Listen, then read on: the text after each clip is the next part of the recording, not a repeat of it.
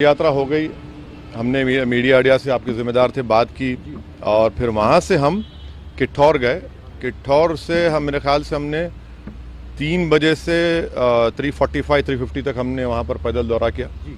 फिर हमारे नुमान रोफिल साहब के घर में हम गए, वहाँ पर थोड़ा बहुत लंच का चाय का इंतज़ाम था, करके नमाज पढ़े और वहाँ दिल्ली आने के लिए जब हम इस पिलखुवा के पास जो टोल गेट है वहाँ पर हम पहुँचे, हमारे साथ 4 गाड़ियाँ थी। हमारी गाड़ी के सामने हाजी साहब की टाटा सफारी थी जो पीछे आपके, और हमारी गाड़ी के पीछे और 2 फॉर्च्यूनर थे। तो जैसा हम टोल गेट के करीब गाड़ी स्लो हो जाती है, बैरिकेड होता है, तो एक बड़ी धाम से आवाज़ आई। तो हम बोले क्या हुआ, फिर दूसरी आवाज़ आई।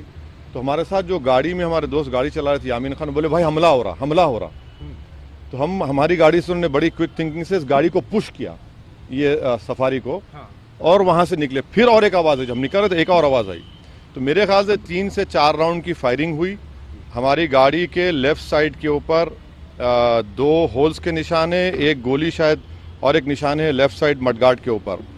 हम जब गाड़ी से आगे बढ़े तो क्योंकि हमारी गाड़ी से गाड़ी को हमने पुश किया, मारा, राइट साइड का टायर पंक्चर हो गया। फिर वहाँ एक फ्लाईओवर है, वहाँ पर गाड़ी रोककर हम इस गाड़ी में बैठ गए और दिल्ली को आगे, क्योंकि हमको लगा कि रेकी कर रहे थे, फॉलो कर रहे थे हमको।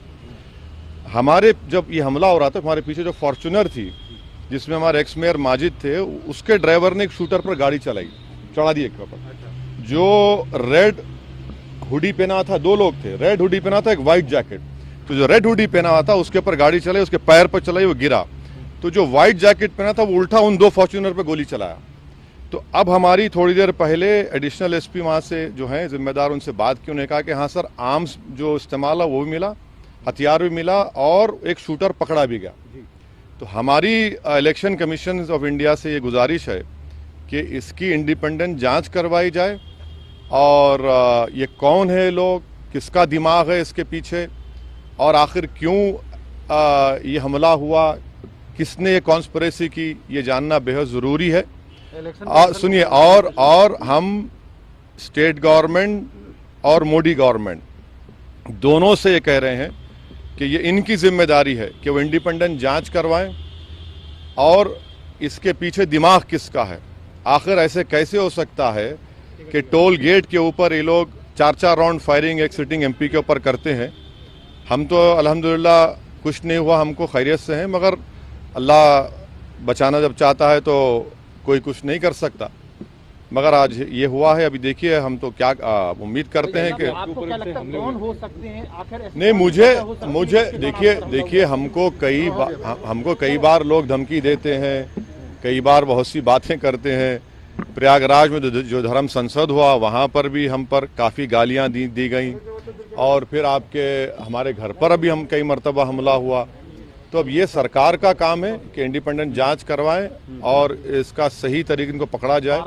पार्लियामेंट अभी चल रहा है, पार्लियामेंट में भी ये क्वेश्चन उठाना चाहेंगे आप, बात करना चाहेंगे? जरूर, पार्लियामेंट है, स्पीकर साहब से मिलेंगे, स्पीकर साहब से बात करेंगे। हम इलेक्शन कमीशन को भी लेटर लिख रहे हैं, और सरकार जो स्टेट गवर्नमेंट और सेंट्रल गवर्नमेंट से भी करेंगे।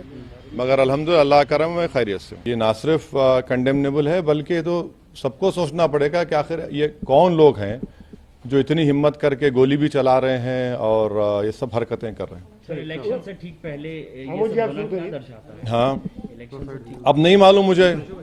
अगर ये लोग, ये मारने वाले अगर ये समझ रहे हैं कि हम पीछे हट जाएंगे, हम डर जाएंगे, हम शुरू दिन से कह रहे हैं कि जब तक हमको अल्लाह जिंदा रखेगा हम जिंदा रहेंगे, जिस दिन हमारा वक्त आएगा हम चले जाएंगे। मगर इस तरह के बुज़दिली की हरकतों से, इस तरह से गोली चलाने से हमारे ना हौसले और हिम्मत में कमी आएगी, बल्कि इंशाल्लाह और हौसले हिम्मत बढ़ेगी। और हमारा मानना है कि जब अल्लाह बचाना चाहता है, मगर ये कौन ताकतें हैं और कैसे उत्तर प्रदेश में ये इस तरह की हरकत हो रही है, ये तो जनता को भी देखना है।